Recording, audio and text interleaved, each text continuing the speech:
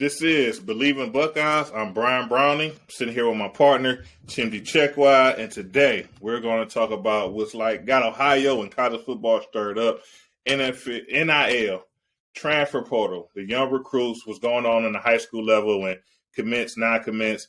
But first, we got to... Yeah, before that... pay some bills, right? Yeah. Ain't that what they say? Well, show business? in Ohio, it's about to be legal to gamble, yeah. right? So, I mean... One thing, Bet Online is an opportunity to make that legal betting a little bit more efficient. So Bet Online is your number one source for all sports betting needs this season. You'll always find the latest odds, team matchup info, player news, game trends on Bet Online.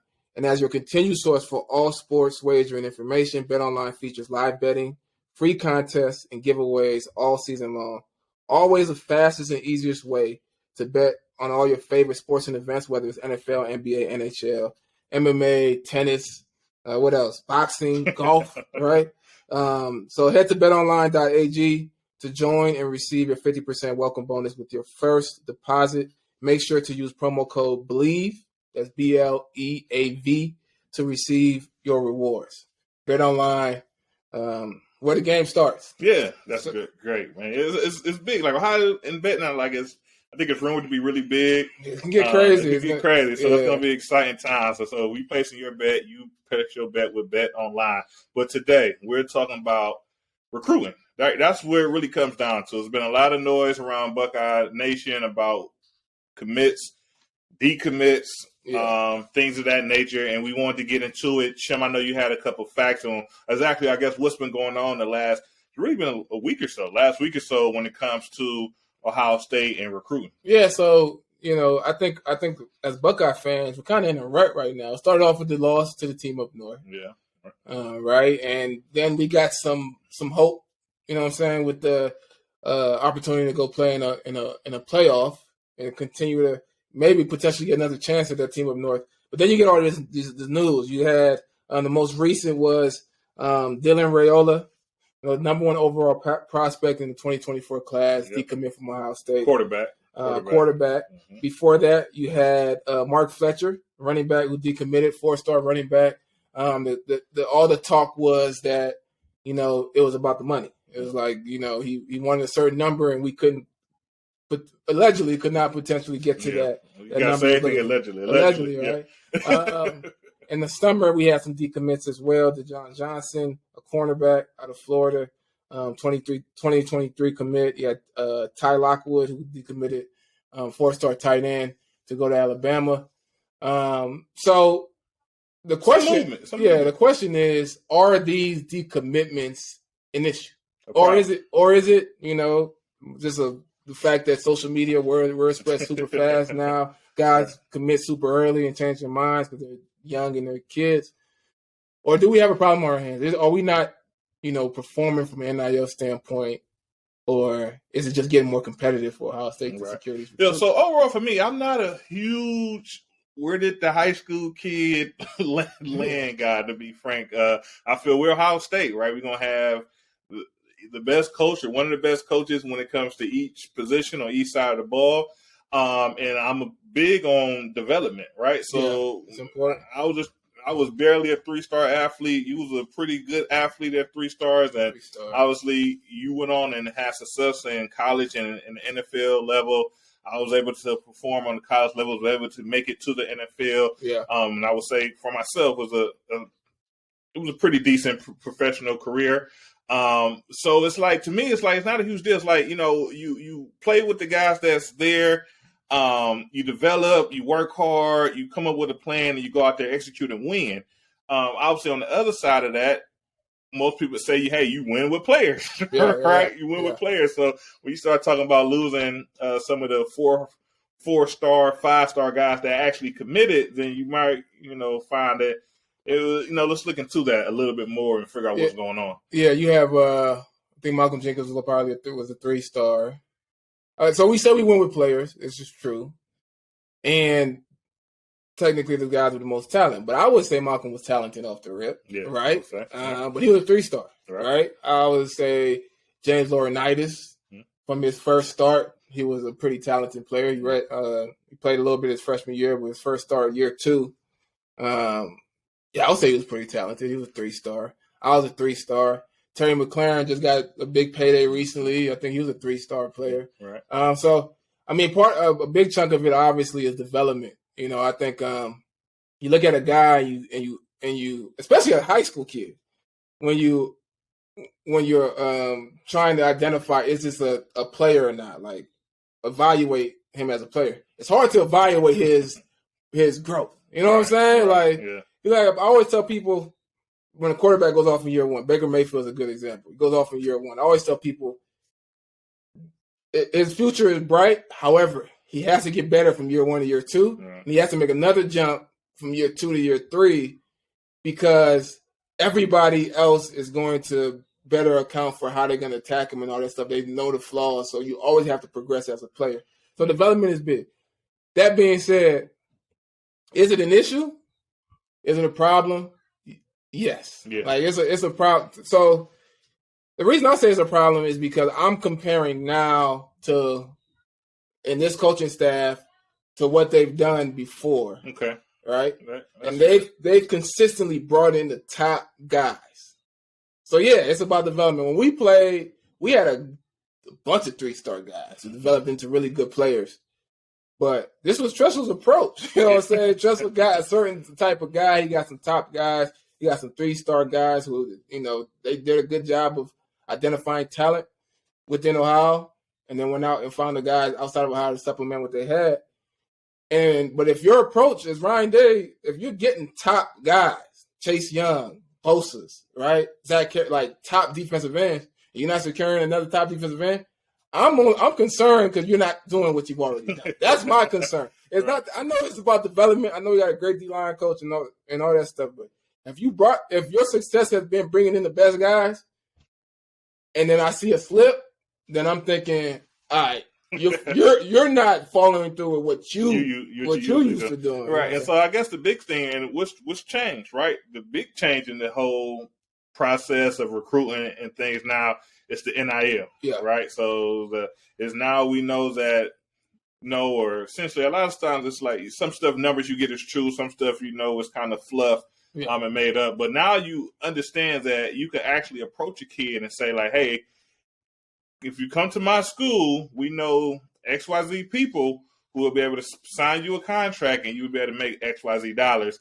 When a lot of, when it comes down to it, a lot of people play football for that chance to be able to take care of their family at the end of the day with money. Yeah, no question. So, I mean, if the money is, listen, man, 16 years old. Think about it, bro. I can't even imagine now. Like 16 years, 17 years old, somebody said, look, I'm going to pay you $300,000 to come here. Like, my goal, yes, is to make it to the NFL and all that stuff is great. But then I could do both.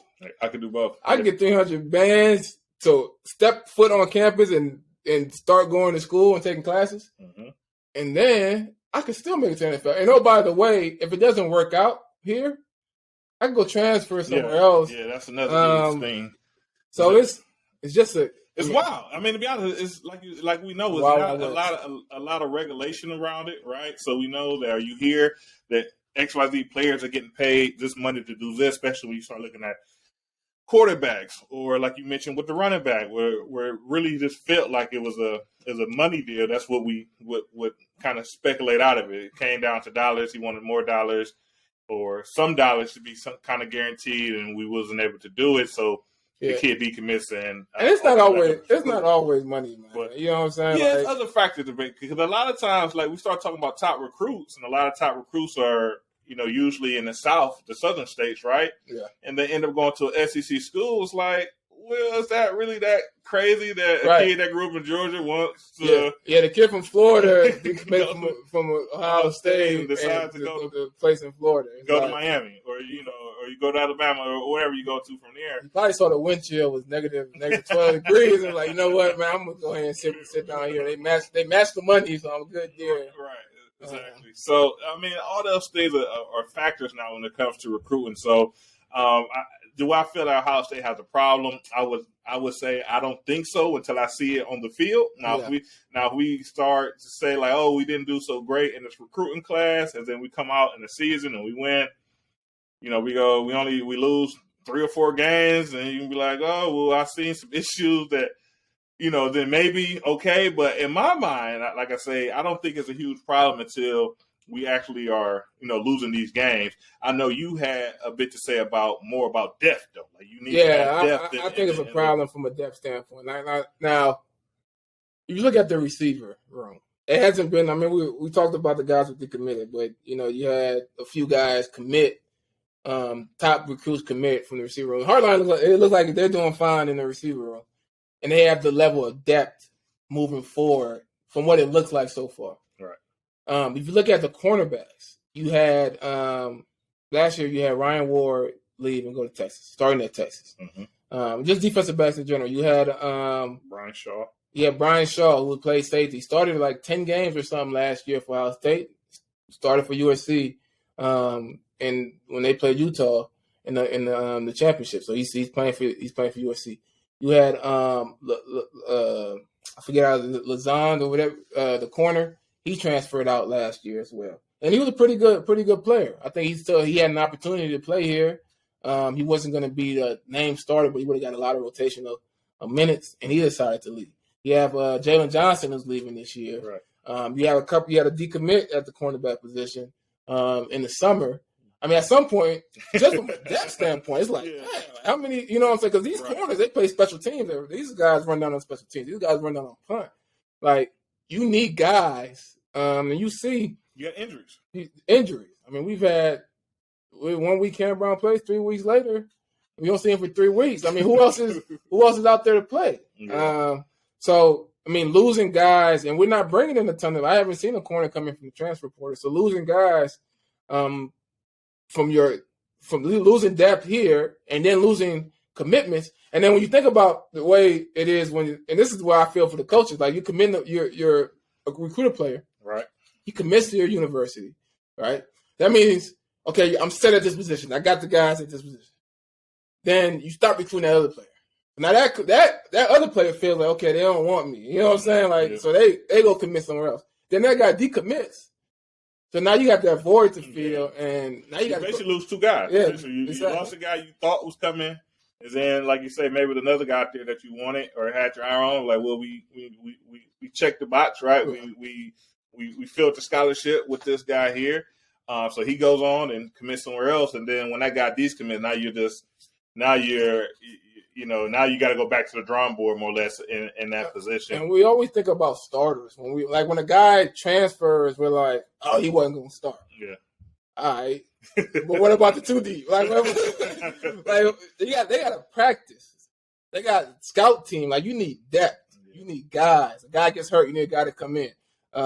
This knowledge of the system, right? You're in the system for 2 or 3 years. Like, maybe you're not the starter, but you're learning something. And you got to compete. There's got to be a level of competition. Like, imagine being a starter and there's like nobody else on the roster. You're like, it don't matter what I do, I'm gonna play. Like, it's a challenge from a depth standpoint. And honestly, I don't know how you navigate it. Like, I don't know. So, like, moving forward, and not every decommitment is like right. But if you always brought in top defensive ends, and you can't get a top defensive end. To me, that's an issue. Right. To me, you're crazy if you're a top defensive end. You don't want to come down. Right. I mean, you look at the guys, the Bosa brothers, just the numerous of guys that you see perform. But did they get the bag day one, though? That's the thing. Like, some of these defensive ends is getting a bag day And that's the huge change in college football, right? I mean, before you used to just go where, once again, everyone has to go to make it into the NFL. So you go where you feel you have the best opportunity to play, to be coached well, and you perform on the field so you can go on to the next level. Yeah. And with NIL, like you said, it just kind of throws a whole wrench into it. It's a much more different things to consider. That, well, if I could go here now, maybe I don't get coached by Coach Johnson. Okay, I got to get coached by Coach whoever. But I was able to put 25, 30 grand in my pocket this year and maybe do that for 4 years and make $100 grand. Right. And I can take 10 grand and go get me a personal coach if I really need it. There's somebody out there. Listen, any corner who got a bag, and they're like, look, I need some outside help at the cornerback position. I am available, and I am willing to help you. If you need to, take some of that money, set it aside, and continue to learn and develop, I can help you with that. But anyway. Yeah, but let's be frank, though. I mean, you say, that's one side of it, right? Yeah. But let's be honest, we're talking about athletes, right? So we're talking about guys that are confident in what they do. They believe that they're good.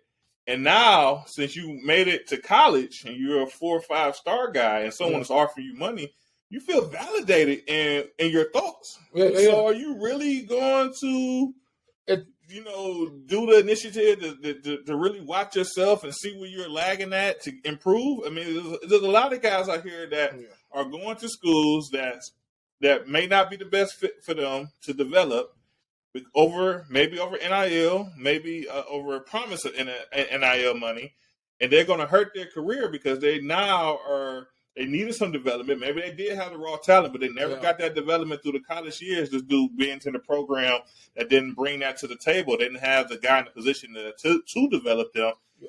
They're not going to have that competition around them, like you was mentioning before, when you have good depth in the room. You're watching a first-round draft pick go out there and perform. You watch him in practice. You watch him in playing games. You're no longer getting that. Yeah. We're talking about college kids. It's not the NFL. You're not studying everything. You're usually just kind of studying whatever the coach told you to study. And you're raw. You're gonna be raw. And you're not gonna get that feel anymore because you took yourself out of a situation to make money. And which is a reason why people do a lot of things, right? Yeah. With money. But you might take yourself out of a situation where you could have been better off in the long run, and you was thinking short term. Right. But you might not, though. You might not have made it anyway. And that's one thing. Like, if we keep it all the way 100, a lot of guys aren't making it to the NFL. Matter of fact, majority of guys aren't making it to the NFL. A lot of these guys who get paid, they're not making it to the NFL, and they wasn't going to make it to the NFL. So, I mean, you really have to. It's hard to not grab the money because there's a lot of uncertainty. Some of that uncertainty isn't that you wasn't going to be good enough, you wasn't going to develop. Some of the uncertainty is that you're going to get injured. What's the percentage chance of getting injured playing football? 100%. 100%. So all you thinking about is, all you know is, I'm going to get hurt. The question is, how bad, how serious, and what does it do to my career? So, but I got to bring it back to what Tressel used to say. He always used to say that, especially when it's time for compliance. And obviously, we lost Tressel due to a compliance reason. Yeah. But he always just say, don't be penny smart, dollar foolish. So, the NFL is the big goal. That's what we want to get to. That's where every player want to make it to that level of success. But sometimes you have to look at the bigger picture on the overall of everything if you want to go ahead and make that. So I'm 17 years old. The bigger picture is $300,000. But most guys not getting that. That's as big of a picture because my life has never been that big. You know what I'm saying? Yeah. So, I mean, I think some guys are taking other factors. I mean, we've been able to secure receivers, and I think they see they see the blueprint. Right. Get developed here. Mm-hmm. Get put on this big stage at Ohio State. I get the opportunity to be a first round draft. Now you're talking about big money, right? But man, some of these other guys, I mean, it's like, sure, I can go to the league and go to Florida. I go to the league and go to Mississippi State. Yeah, I mean, and it's all valid, but it's just something else that you kind of have to weigh and think about, when you're making these decisions. Like, sometimes it's because someone may offer you the most. Doesn't mean that's where you should go. There's other things you need to weigh into that, because and consider. It's true, and I wish I could help kids, because there's no way for them to know. Their parents don't know, right? So I would really like to talk to kids about the business of football now with the NIL and stuff, and help guide them on how to make a decision, what to factor in, and yes, money is something that you should factor in. However, how much is it? I mean, really. I mean, is it right? If it's $20,000 and you weren't gonna do nothing but take it and buy a car, like you really didn't do anything but get a car. So, but for Ohio State, that's what we're focusing on right now. Yeah. It's like, so we got to think about, once again, if we do feel it's an issue, we're losing that talent, that national talent that we usually that we're accustomed to getting over the last, let's call it 10, 12 years since Coach Day's been controlled and Coach Meyer. How do we fix it? So I know we had mentioned before about maybe doing, and the Buckeye fans will probably agree to this, that we may need to start doing more work in Ohio and securing some of the guys that grew up looking up to Ohio State and always having that one of their goals in their life and their dreams of football is to be a Buckeye. Yeah. That might help fix some of that's a big piece, and even the understanding of the rivalry and the how important it is to prepare and beat that team up north. But yeah, I mean that's something to consider. Is like you get a guy from Texas, right? Like even if he commits, even if he comes for a year, he can always go back to Texas. You know what I'm saying? Like you get a guy from Florida. And when he decommits and says, I'm going to the University of Miami, it may not be that crazy because, he grew up maybe listening or watching his team all this time. I grew up in Louisiana. I'm going to be honest. I was an LSU fan all the way. I committed to Ohio State. If LSU offered me a bag to go to LSU, that would have been a strong consideration. Right. I might go to the team I grew up with. Mm. But, I think that's a factor. I think another area is that transfer portal, man. I think Ohio State is still Ohio State. Right. And we can talk about money. Yeah. Ohio State got some money off. Got some money off, right? And we talk about alumni. Yeah. Ohio State got some alumni. And when you talk about NFL and the percentages of making to the NFL, your percentages, even though percentages are small in general, those percentages go a lot higher if you play at Ohio State. Yeah. If you get on the field at Ohio State, your percentage chance of going to the NFL shoot up so much higher than if you get on the field at some of these other schools. Yeah. So, I mean, that's a real factor. And guys, especially in that transfer portal, who have proven that they are, elite or high-level college players who are looking for a better opportunity to get to the next level. Yeah. I mean, I think that's a place where we can operate. I know Alabama has spent a lot of time in the transfer portal. Mm-hmm. The players that are on the Alabama team have also spent a lot of time going into the transfer portal, go other places as well. I see Michigan. I was seeing something earlier today or yesterday that Michigan already has 5 recruits out of the transfer portal coming to their team now, getting ready for next season. So they're doing some work there. I know Ohio State, like you said, I think we have an opportunity to do some work there as well. We haven't done a lot in it. No, we haven't. I mean, I think we signed a long snapper, right? So that's important, right? You got a long snapper is very important in the game. Shout out to the long snapper. Shout out to the long snapper. It looked like I hear some noise about us maybe pressing pursuit in for a tight end. Also some noise out there around the offensive tackles. We're losing both our offensive tackles this year. Right tackle, Daoud Jones, left tackle, Paris Johnson. So we had 2 really good tackles this year, and basically every year. And now that now that those 2 are gone, it's like it's just inexperience. I know we probably got some guys there that's probably capable, but they definitely don't have the experience of playing in big games. So there is some noise that Ohio State may be trying to work some magic in a transfer portal to kind of get some guys. I think they should, man. To me, I call it college football free agency. But it's so much crazier than actual free agency. You have real contracts. We have contracts. These contracts in college are really informal contracts to come play for the money. But yeah, I think it's a real. Not only is it an opportunity, it's a need because the depth issue. I mean, we're having guys. We don't have Ohio State doesn't have a ton of transfers, guys who are transferring out, but they have some, especially at certain positions like the defensive backs specifically. I think we've had a decent amount of people transfer. I think they need to go find some guys if they're available. It's all based on availability in the transfer portal and sell them the Ohio State dream because, I mean, it's a good dream. It's an amazing dream. It's an amazing dream. You play with a lot of guys in the NFL that even are doing well in the NFL and all that stuff, but they still like, damn, I wish I would have went to a school like Ohio State. Mm-hmm. Not everybody, but there's a decent amount who played at other schools who performed well, made it to the next level, but they didn't. They didn't get the opportunity to play at a school like Ohio State. So it's a real opportunity. I mean, like you say, it's definitely ways. So if Ohio State is, not doing so, let's call it so hot, quote unquote, with some of the high school recruiting, it's definitely ways to change that. We know Ohio high school football is strong. I grew up in Ohio. I was an Ohio State fan. always had a dream of playing for Ohio State. When I got the offer, it was like a no-brainer. I'm going to Ohio State, right? So you always could get talent like that out of Ohio. You're going to have a lot of kids in that same predicament as in the transfer portal. Now you're looking at guys that, essentially you're not really – a lot of guys, it's not even almost a gamble. You can actually watch their film, their college film, and really decide, like, if you think this player – will fit in your system and be able to help you win games. Dude from Pittsburgh won the Biletnikoff last season. Transferred to USC. Yeah, that's like, dude, like you consider the top receiver in forward. Mm-hmm. I mean, he wasn't technically at the top. We had a couple from Ohio State, but he won the award for top receiver in the country. He's solidified. Like, this is the guy. Enter the transfer portal. Yeah, wild thing. It's wild. It's wild. But that's life now when it comes to college football, at least for this time.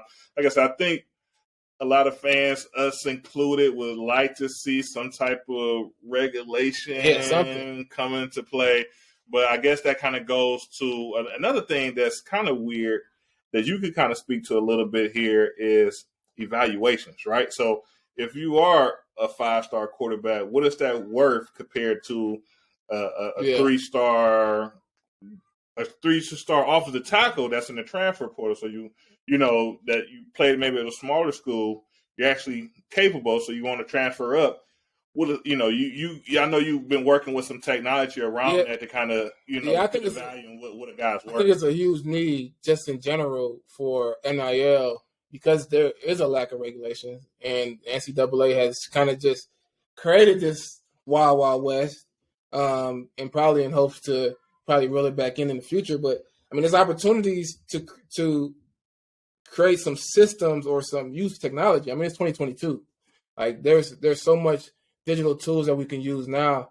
And what we're doing with Cloud Machine is actually being able to track metrics for each player to say, based on these specific metrics, and these metrics aren't just on-field metrics. What's the market that you play in? What's the school you play for? What is their alumni base, right?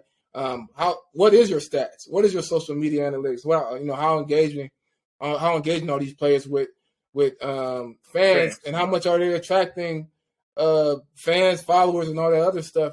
And be able to say, like, based on these factors, this is what your call machine score, your value should look like. And on top of that, there's a bunch of stuff you can do on top of that to actually create new solutions to actually attract some of these players, right? So now we know across the board what players should kind of attract from a value standpoint. Now, if we're a collective or if we're Ohio State, what can we do to, one, help them increase those metrics? Like how can we create more engagement with fans? How can we create solutions for fans who want the team to get better, who want to put money in, who want to do all these things, right?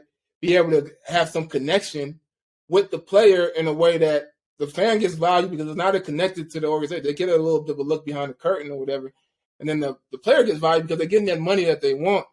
And, I think just being Ohio State and having this level of, strength and power, Ohio State is such a big, it's so much big. That's why even the decommits, like the small decommits, and everybody's like going crazy about the collective needs to do more. They're not doing enough. Right. Like Ohio State is such a big thing. You know what I'm saying? That the collective is one part of it that's going to, play an important part. But there's so much more to it. And I think it starts with solutions. Like you got to bring more technology, more solutions, more scalability to this entire marketplace and change it, man. Because I think the NIL is a real opportunity for players. But the way it's currently structured is not beneficial. It's not beneficial. Right? You're gonna have there's some benefit, but there's a lot of downside. Yeah, when it comes to it, you're gonna have some guys getting a lot, some guys deserved and maybe not deserved. You're gonna get some guys with little to nothing, and maybe if they was in a different circle or had some different connections, they could have been possibly accumulating some of these funds. But today, this was Believe in Buckeyes with Brian Brownie and Chindy Chekhov. Would like to say that this show was presented by Bet Online. BetOnline is coming to betting. Gambling is coming to Ohio here soon. So if you're interested, be ready. BetOnline is the place to do it.